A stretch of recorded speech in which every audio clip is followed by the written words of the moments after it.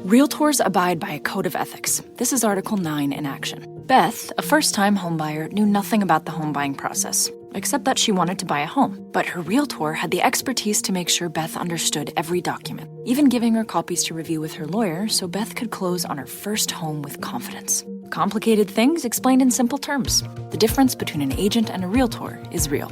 Realtors are members of the National Association of Realtors. That's who we are.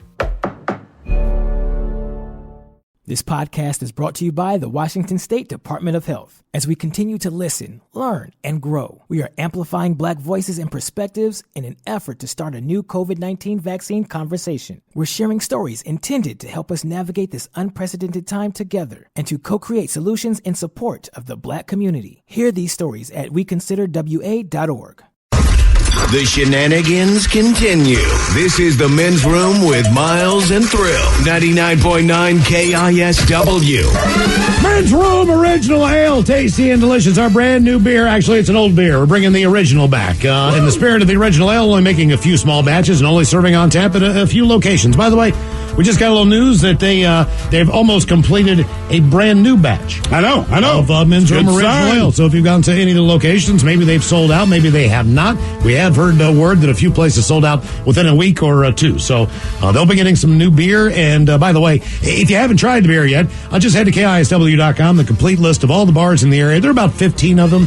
Those bars were picked, and restaurants specifically, because they sold the most Men's Room Original Red throughout the years. That's right. So they're going to get first crack at the beer. And, of course, portion of that proceeds goes to our friends at the Fisher House. So you're doing a lot of good as you support the Fisher House. Mm-hmm. And it's a fantastic beer, man. It's smooth, easy, and good stuff. All right, a question. When and why did you finally seek medical help? 206-421-ROCK. We just read a text from someone who was talking about the fact for the last 5 years they've had a smelly belly button. It started to bleed. A couple more people chime in. First, someone says, gonna need an update on that smelly belly situation. Someone else says, oh my God, I might have that belly button S. They have to let us know what happens.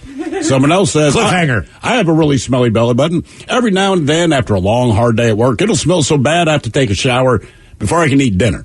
Ooh. And then finally, man. Someone else says, I dated a guy that had a bloody belly button. I'm sure that's why you were attracted to him in the first place. We get it. It turned out it came open on the inside. It never healed properly as a child, and when he lifted too heavy at the gym, it ripped open. He needed stitches in there. We didn't date long, just to be clear. We didn't date long. Yes. Was that the deal breaker? I mean, come on, man. Clear. I don't He's know. going to the gym. It's not like he was trying, wasn't like I know, sticking foreign objects in there for sexual gratification or anything. You know what I mean? But still, man, I don't know. I don't know if it'd be a deal breaker, but if it's like, hey, just one thing you should know about me, my belly button bleeds a lot. Like that.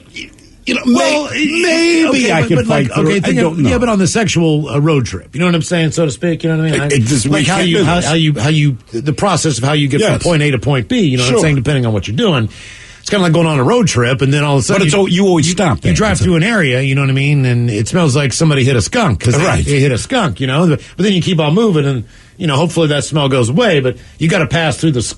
Yeah, but it's like a dock. But all right, you're saying you got a dock with a couple pieces missing. All right. Just jump over that hole and get down to the. Well, you got to get down to the end of the dock. But can you fight through the stink? If you're going to go down there, just hold your nose past the belly button area. You know what I mean? Like, I don't know if I'd get it out of my head. No matter what we're doing, all I would think is like, I can smell their belly button. And plus, when it's pretty close. Yes. To the belly button. So absolutely, you're right there. I mean, they're kind of neighbors. I mean, for the most part. I mean, none of them are going to smell great, but. Yeah, but I shouldn't be able to smell it. You should, right? If I'm not intentionally smelling your belly button, which I don't know that I've ever done, I should not be able to smell your belly button. I'm trying to do nice things for you, and all of a sudden I just get this whiff of just, I like your attitude. I'm trying to be nice to you. Right, exactly. Like you're cleaning the lint out of your dryer, When and why did you finally seek medical help? 206-421-ROCK. I was hungry before the show started. A lot of people were. Hey, look, man, we all need to lose weight from this COVID stuff. Yeah, you're welcome. Thanks. Hello, Tom. Welcome to the Men's Room. Yeah, guys. Hola. Yes. Hey, you talking about the little lump in your anus?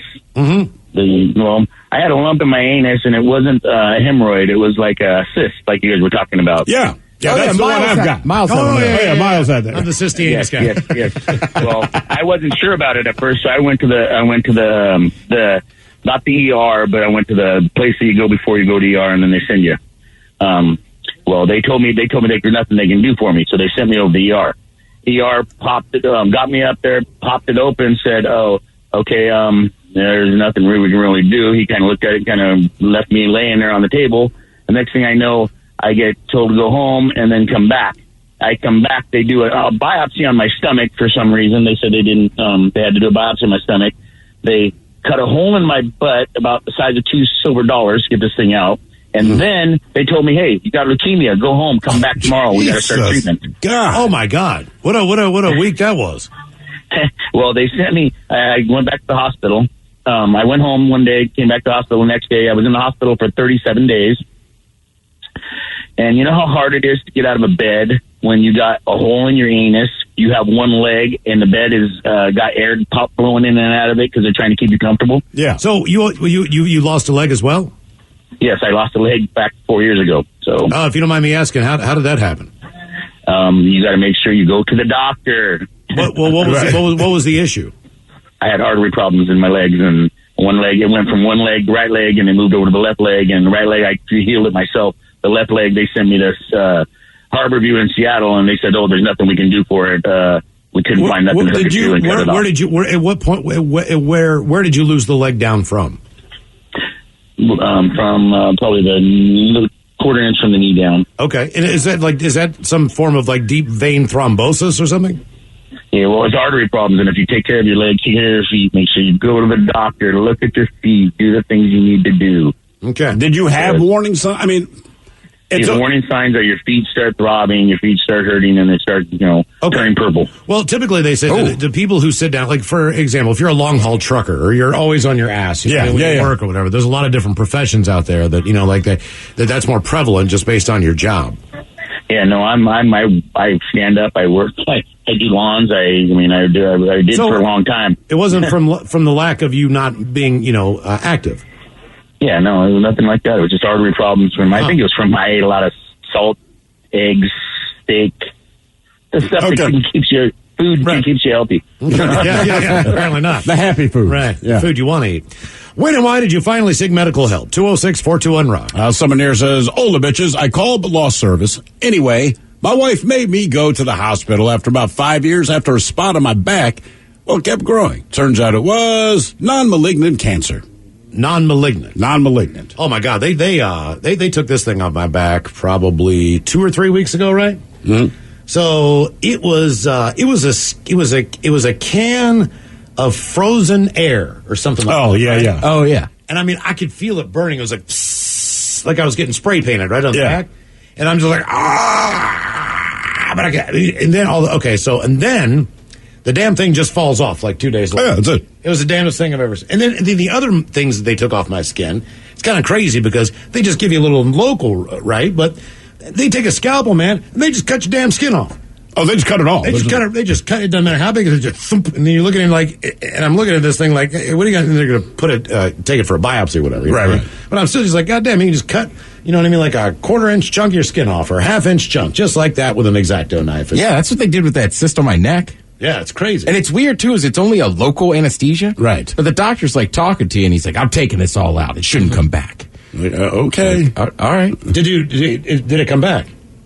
No, but I only had it taken off, 6 months ago? It's kind of weird, those certain areas, like with your ass, right? Wherever those are, because I had one, in the lower part of my middle back. Yeah. They will come back in the same spot. It comes back in the exact same spot. Exact same spot. This is the third time I've had it lanced on. Right. No, look, on any other part of your body. Nope. It's just right there. I know. But I'm okay with that.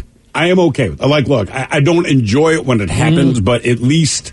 I don't need it to go anywhere else. What about that big lump on you, Mike? What is the deal on that? How long? You don't really open up about that. It's his head. Which one? Oh, yeah. Don't you have a lump that you've been talking about? Yeah, I got a lump in my. It's just to the left of my stomach. Why are you not singing it? How long have you been aware of your lump? I've been aware of this thing for 7 years at this point. 7 years? Hang on, I gotta find it. It's internal, man. It doesn't really hurt. There it is. I found it.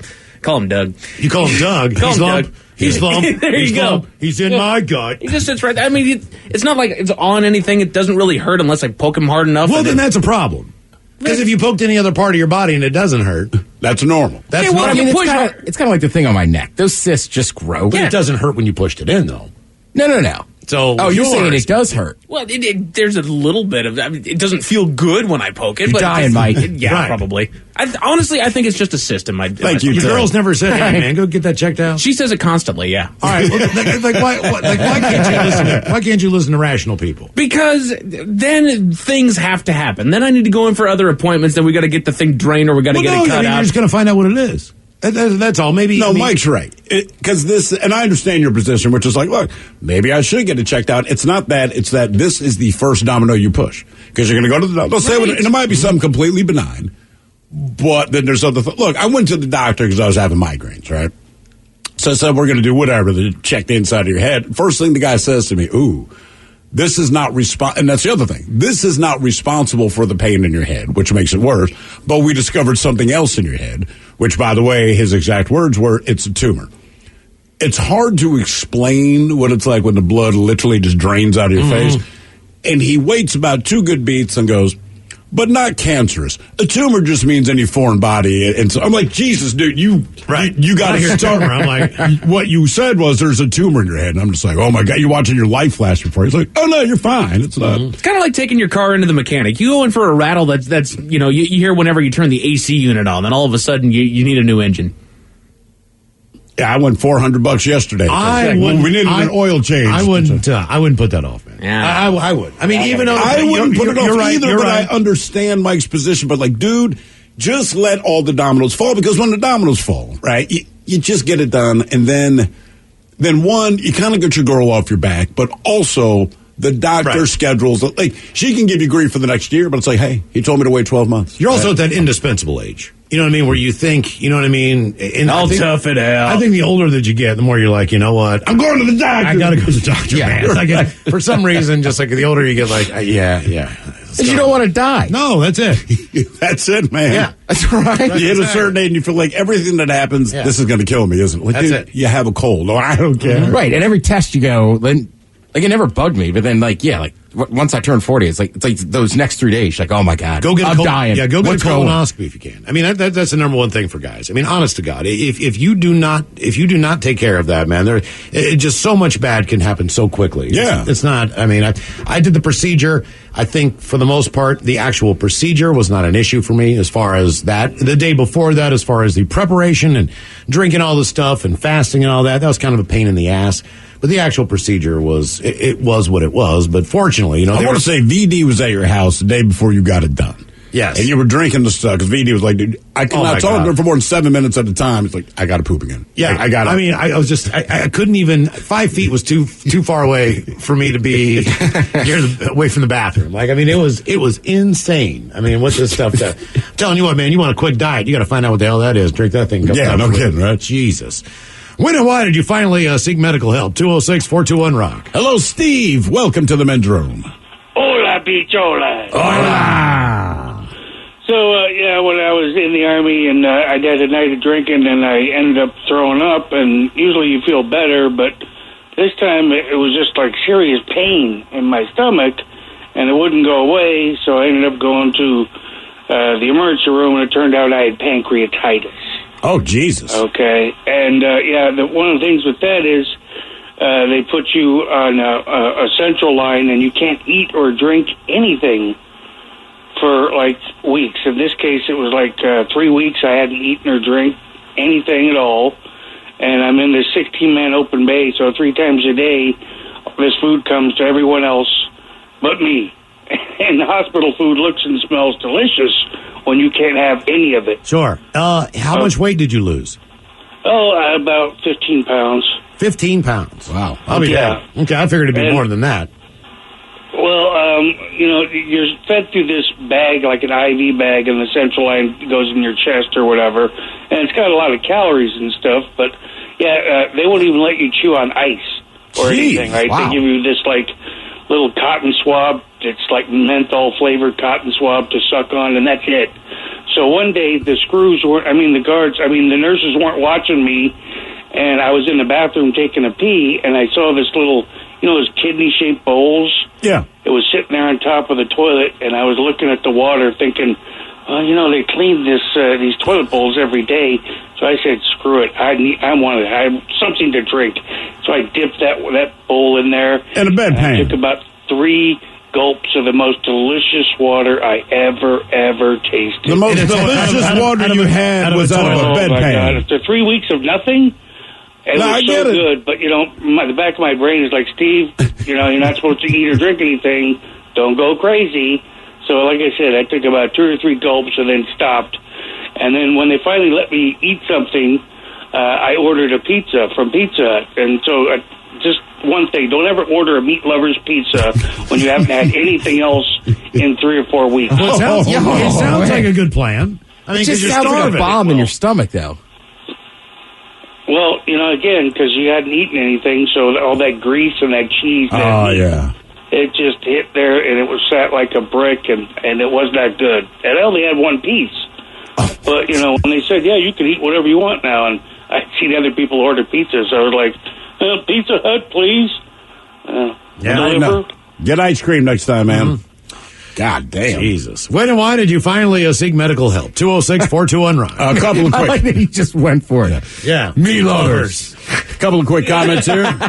First says, I'm sad Mike's dying. Someone else says, a couple of problems with my junk sent me to the doctor. My early 20s, I had a testicle swell up, super jumbotron. Antibiotics for that one. Then in my early 40s, I was taking care of business and ejaculated blood. Ooh. Not all blood, but there was a bunch of blood in it. ER straight away. Did not pass go. Do not. It's like when you crack an egg and it's got some blood in it. You know what I mean? No, it's not like that. It is not like that. The egg, I just go, oh man, that's pretty gross. In his situation, that's when you call and you take a day off work. Oh, instantly. Yeah. I'm not coming into work today. Nope. No. It's blood. That's how it finished. Blood. Mm-hmm. Yeah, I'm not coming. What happened? He didn't say what happened. That's all he says. He went straight to the ER, man. He ejaculated These textures blood. are killing me. I know. When and why did you finally seek medical help? 206-421-RON. Hello, Danielle. Welcome to the men's room. Hi. Hola. Thank you for using your blinker. So when I was a kid, I used to get chronic ear infections, and I'm talking 10 a year. So almost every other month I had an ear infection. Well, I was on state medical in California. They'd give me drops and sometimes antibiotics and send me home. So when I was an adult, I lost all my insurance, and I was working drive-through graveyard shift. And I got a really bad ear infection, and I couldn't do anything to take care of it. So I dealt with it for about 3 months. It was like air sensitive, cold, everything sensitive. I couldn't do anything. I was popping ibuprofen like candy. And so finally I was getting ready to move up to Washington, and I was loading up my car, and my ear popped really loud. It didn't hurt, but it popped, and then it started bleeding. And so I just said, you know what, I bit the bullet. I'm going to deal with this, ER bill. And I went to the ER. They took an X-ray, and they said they didn't see anything, but if it continued to bleed, then I should see a doctor again. Well, I moved up to Washington. The infection would come and go. I got insurance. I went in. The first thing I did, the first day my insurance was valid, I went in and got an appointment for my ear. Come to find out, I had a probably about a bouncy ball sized tumor in my ear. It's called a cholesteatoma. Was it in your ear canal? Was it blocking your hearing? Yeah, it was in my ear. It ate away my hearing bones, and it was actually eating through the membrane to the skull, from my skull, in between my skull and my brain. And he said that if I didn't come in, he's like, I should have come in a lot sooner, of course, but I wasn't going to do that with no insurance. Mm-hmm. But so then I had to get it taken care of. Like, they literally, my surgery, they took off like half my face and had to go in and take out the tumor, and they put in some new bones, like prosthetics and stuff. Almost exactly a year later, I got another ear infection, and it was bleeding. And it had grown. It was tripled the size it was when he took it the first time. And so I literally had, like, less than a millimeter of my membrane left on my skull, and everything was engulfed in tumor again. So do you have to go back on a regular basis and get that thing checked out to make sure it's not coming back? Yeah, well, it's been about 10, 15 years now. So I go back like once or twice, like once a year or so, and then I haven't really gotten an ear infection since then. So if it starts to hurt, like I have no hearing in there and nothing. Well, let me ask you a question. Have you been on an airplane since all this stuff happened? Oh yeah. Is that painful? No, it just pops like normal. Okay. All right. I just don't know if you sprayed the guy next to you with blood. Like Oh, God. Jesus. That's what I'm thinking. Like, oh, my God. You can't go over the past. All right. Quit chewing gum, woman. When and why did you finally seek medical help? 206-421-ROCK. Realtors abide by a code of ethics. This is Article 9 in action. Beth, a first-time homebuyer, knew nothing about the home buying process, except that she wanted to buy a home. But her realtor had the expertise to make sure Beth understood every document, even giving her copies to review with her lawyer so Beth could close on her first home with confidence. Complicated things explained in simple terms. The difference between an agent and a realtor is real. Realtors are members of the National Association of Realtors. That's who we are. This podcast is brought to you by the Washington State Department of Health. As we continue to listen, learn, and grow, we are amplifying Black voices and perspectives in an effort to start a new COVID-19 vaccine conversation. We're sharing stories intended to help us navigate this unprecedented time together and to co-create solutions in support of the Black community. Hear these stories at weconsiderwa.org. Kickstart summer with Memorial Day values at Lowe's. Choose 4 or more eligible Samsung appliances to complete your dream kitchen and laundry room. Plus, get 10% back via MasterCard gift card rebate. Also, save now on the latest Samsung appliances, like the bespoke refrigerator with panels in a variety of colors to mix and match. It's an easy way to create your own unique look. Memorial Day values start now at Lowe's. Shop in-store or online today. Offer ends June 13th. See Lowe's.com/rebates for details. Geico asks, how would you love a chance to save some money on insurance? Of course you would. And when it comes to great rates on insurance, Geico can help.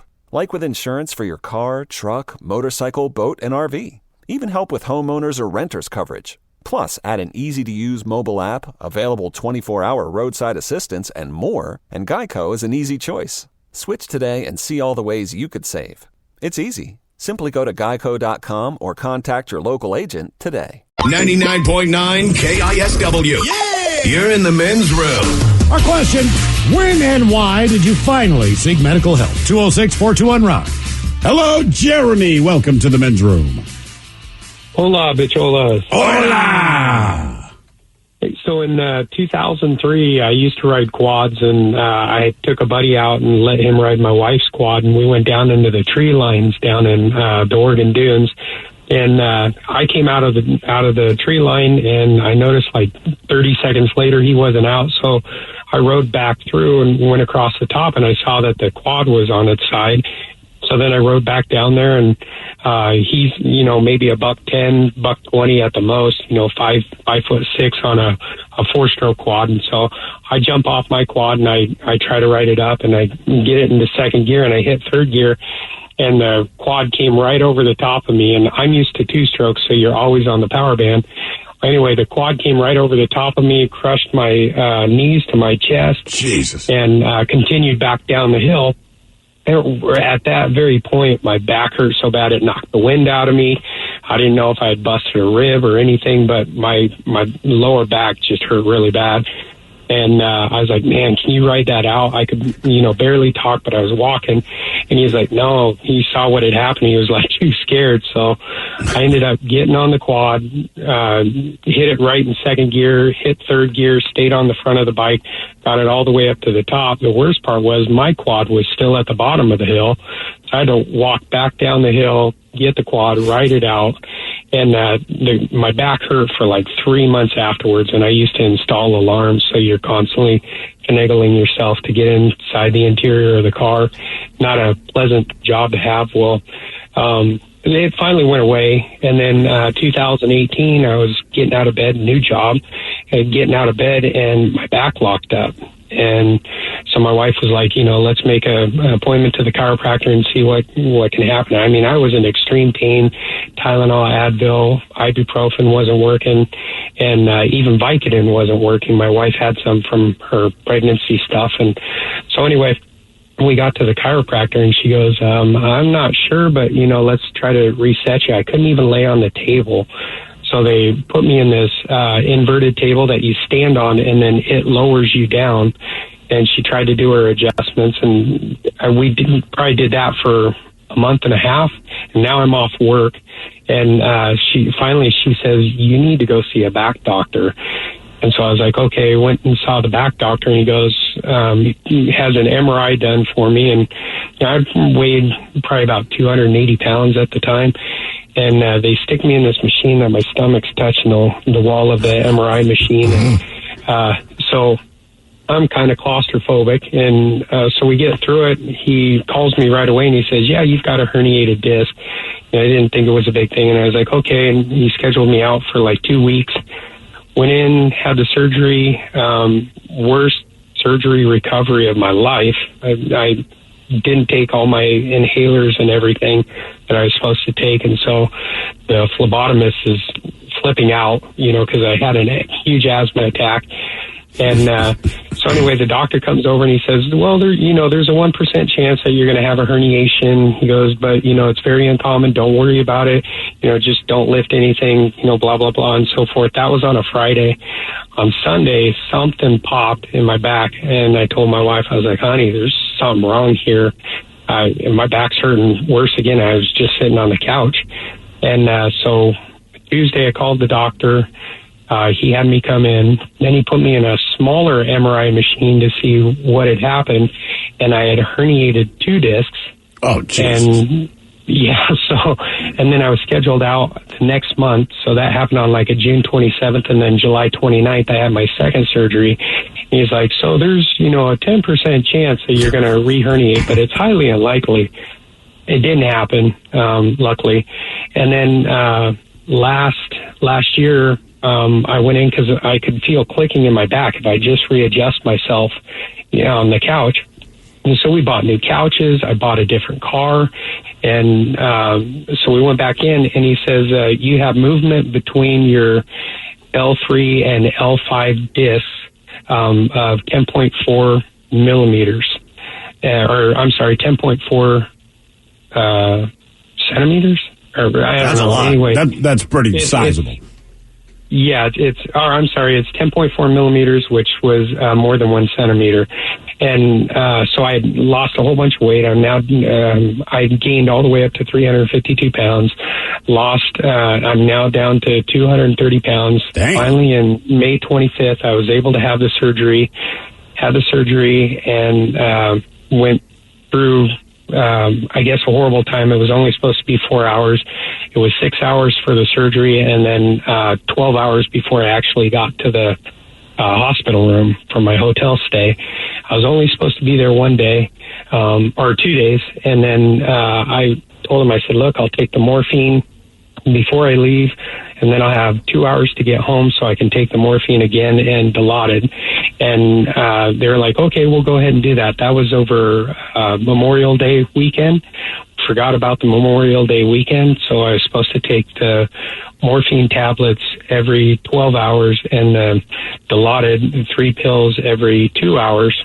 And but we didn't schedule that extra day that I was supposed to have stayed in the hospital.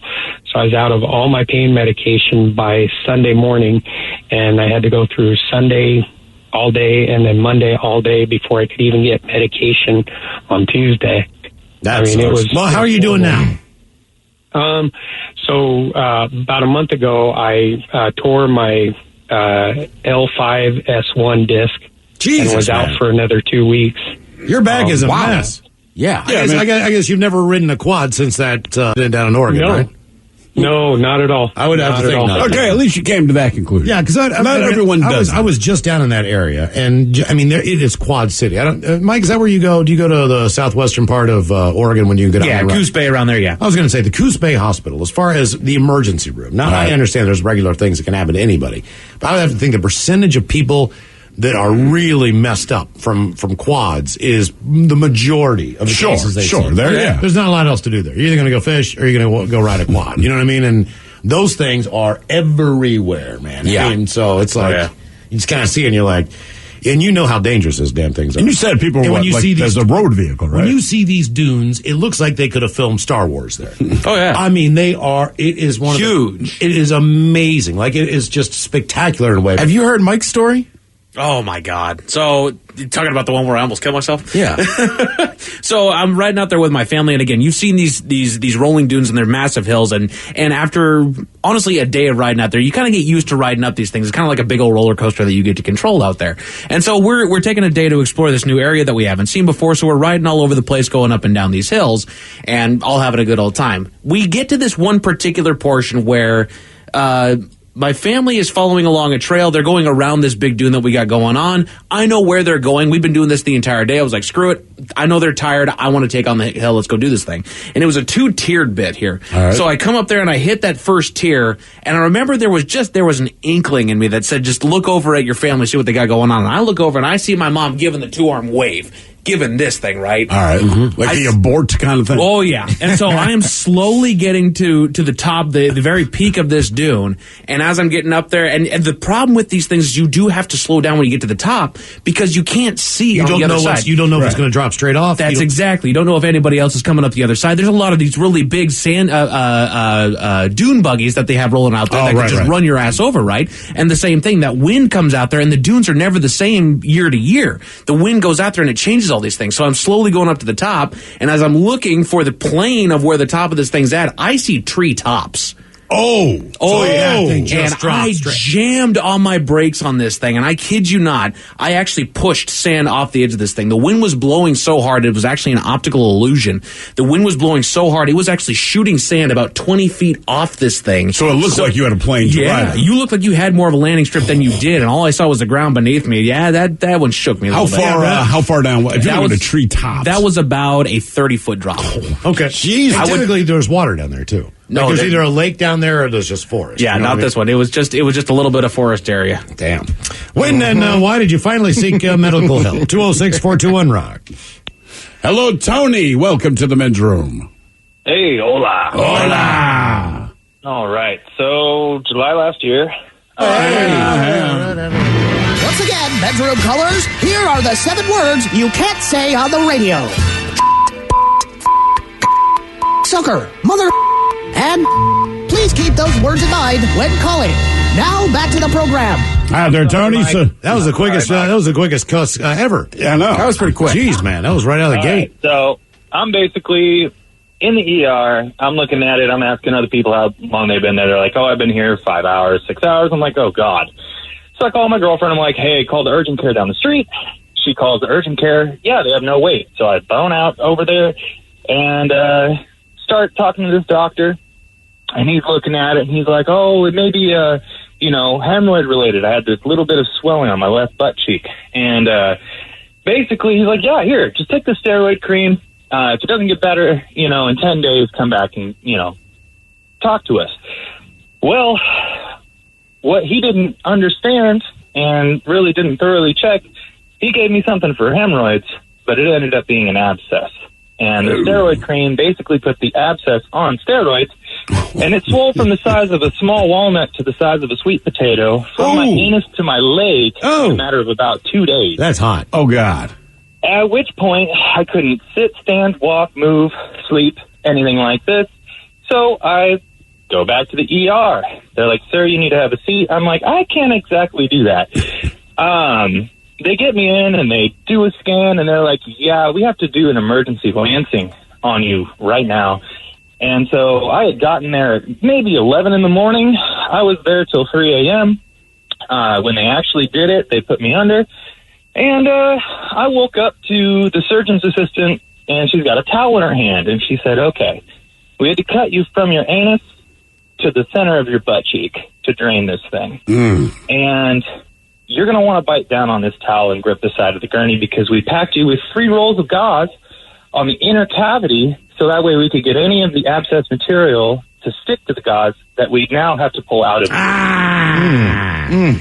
At which point, And I mean, I've been in some very painful situations, but this by far took the cake, and it felt like it lasted forever. It took her about, I'd say, 30 seconds to pull all of this out. Let me ask you this. Why did you need to be awake for this part? You've been asleep the whole time. Right? That's what I was saying. And then they were actually trying to send me home. They're like, do you want us to do it, or do you want your girlfriend to do it? And I was like, well, might as well just get it over with now. But, yeah, why didn't you guys just rip that out of me then and pack me up and call me good? Because I think it had to adhere to the gauze. That's why. It just right, but I'm saying, but like they wait for you to wake up to be like, oh, hey, glad you're awake. By the way, just so you know, next 30 seconds will be the worst 30 seconds of your life. How's your butt now? Exactly. Let's get you. Well, actually, it was even worse because, so it heals up, and about a month later, just sitting back, kicking back some drinks, and all of a sudden I just feel wet. I'm like, oh, goodness. So I go into the bathroom, there's blood and pus in my underwear after this thing is already done, healed, and everything else like this. Apparently, half the time that these things happen, they form a tract from the original abscess site to the surface and re-rupture in something called a fistula. Yeah. And this fistula was a Class C fistula, which means it's, 6 inches or longer deep from the surface, at which point they had to relance me, had to do another 2 surgeries, keeps re-rupturing. So then they're like, oh, we're just going to put a drainage tube in you called a ceton, where it's like a big loop that comes out of your butthole and into your skin where this is rupturing from to hopefully allow it to drain. I'm working while this is happening. And so wait, you got a tube coming out of your butt like all the time? Like literally, it literally looks like, have you ever seen those temporary piercings for ears to keep the hole open? Yeah. It's like weed whacker wire, like that. Okay. Through your butt cheek, and yeah. So then, go through, get the tube removed in January, right? All of a sudden, everything's good. Bam, another re-rupture. So then they're like, okay, well, I guess we got to fillet you open again. We don't know why you keep abscessing. We've given you all the medication, things like this, but at least it's not as bad as it could be. I was like, it's still terrible. What the heck? I got to live with this. Yeah. You know what I mean? How old are you? Me, 32. Wow. Is there like a massive scar on your inner butt cheek from all this? Now, luckily, God gifted me with a giant butt. I was going to say, do you have like a horizontal line that comes into your crack? Does it look like a road that comes to a T or something? It's exactly like that. So if I was to spread them, you would just see this most lanced, horrible, gnarly scar from about, where your butt cheeks connect all the way in. So I kind of hope you mooned somebody. Mm-hmm. I mean, just looks like a smiley face. Right. So has it come back since that time? They say basically I'm going to be facing intermittent drainage for years. Intermittent drainage. Mm-hmm. If that's not the name of a band, that's not something I want to hear. Yeah. How does your I guess your girl can't grab your butt or anything like that, right? I mean, all the pain and stuff is gone, but they basically made it to where if it does re-rupture, it'll re-rupture at the anus and be more manageable instead of in the middle of my butt cheek. Okay, so they're taking it through the chute this time. Yeah, I mean, I get what they're saying, but it'll look, man, can you just get it away from my anus? I don't know why. It just makes me less comfortable. So you'll know from a bowel movement whether or not this thing is ruptured again. Actually, it's outer anus, so it's basically leaking. You'll basically just get the itchiest butthole you've ever had in your entire life, and it feels like somebody's stabbing you. Why don't you just do what dogs do and drag your ass on the carpet? You know what I mean? That's the first thing I would do. Exactly. Just scoot around. Right? You know what I mean? You know, man, it's a shame that you're with a woman because anybody else. There are ladies out there going like, I don't know who this Tony is, but I want me some of that. Yeah, please. He's got that big old ass. That just drains. It just drains, but it drains from the anus. Tony with the ass. Yeah. Gifted with an ass. I've never heard a guy say he's been gifted with a big butt. With a big butt. Mm-hmm. Gifted. By the way, I actually just looked up what pus is, right? Because we always say pus, and I'm like, what exactly is it? Right? You have any idea? It's an infection? It is. Essentially, it's just this. It's a buildup of your dead white blood cells that form when the body's immune system responds to an infection. So it's not that much different than boogers, really. It's not that much different than is it? Yeah, basically Same that's it. thing. Yeah. When and why did you finally seek medical help? 206-421-ROCK. It's just such a nasty word. It is. That's why I looked it up, because I'm like, do we just call any fluid that's not blood that comes out of our body pus? No. Right? No, we don't. I wasn't sure, but now I know what it is. There's a couple different names for fluids that come out of you. Yeah. Yes. Hello, Ben. Welcome to the men's room. Hello, bitches. Hola. So I was gonna talk about how I had an ear infection that had blisters on my eardrum that just started bursting one night. And I didn't know about it, but that other lady's ear story kind of blew mine out of the water. So everything that I was afraid was going to happen to me happened to her. So, God bless for your service. But the thing that actually happened to me, so when I was young, when I was a kid, like 6, 7, I was learning how to ride a bike. And this is down at Manchester State Park in Port Orchard. And my brother was pushing me on the bike. I was pedaling, no training wheels. He let go. I was going on my own, and there was a hole in the grass, like hidden by some longer grass that whoever was cutting grass just missed. And so my front tire goes into this hole. I fall. My leg falls on like where the spokes go. That bolt right there on the tire, and it just rips my leg open for a couple inches. And like I look down, and fat is just sticking out of my little chubby leg, like cauliflower, dude. It was so bad, and I start screaming, and my mom can't see what's going on at the time, and she's like, "Oh, it's okay, honey. Just get up and stop, shake it off. Rub some dirt in it. Get up." And this park ranger that it happened to be going by in one of their little golf cart looking things or whatever stops, and she just thinks my mom is just the worst person in the world because she sees this fat hanging out of my leg, and my mom's just like, "Shake it off. You're crying. Stop crying." And it was just the whole thing. Eventually, we ended up going to the hospital. They stuffed my leg back into itself and sewed me up, and I was okay. But to this day, I still don't know how to ride a bike. Really? Also, you never tried again? No, I turned into a scooter kid like no other. Yeah, well, No, I understand, man. You have a good reason for it. Mm-hmm. When fat is hanging out of your leg. Jesus, yeah. When and why did you finally seek medical help? We've got your emails coming up next from the men's room at KISW.com. Realtors abide by a code of ethics. This is Article 9 in action. Beth, a first-time homebuyer, knew nothing about the home buying process, except that she wanted to buy a home. But her realtor had the expertise to make sure Beth understood every document, even giving her copies to review with her lawyer so Beth could close on her first home with confidence. Complicated things explained in simple terms. The difference between an agent and a realtor is real. Realtors are members of the National Association of Realtors. That's who we are. This podcast is brought to you by the Washington State Department of Health. As we continue to listen, learn, and grow, we are amplifying Black voices and perspectives in an effort to start a new COVID-19 vaccine conversation. We're sharing stories intended to help us navigate this unprecedented time together and to co-create solutions in support of the Black community. Hear these stories at weconsiderwa.org. Kickstart summer with Memorial Day values at Lowe's. Choose 4 or more eligible Samsung appliances to complete your dream kitchen and laundry room. Plus, get 10% back via MasterCard gift card rebate. Also, save now on the latest Samsung appliances, like the bespoke refrigerator with panels in a variety of colors to mix and match. It's an easy way to create your own unique look. Memorial Day values start now at Lowe's. Shop in-store or online today.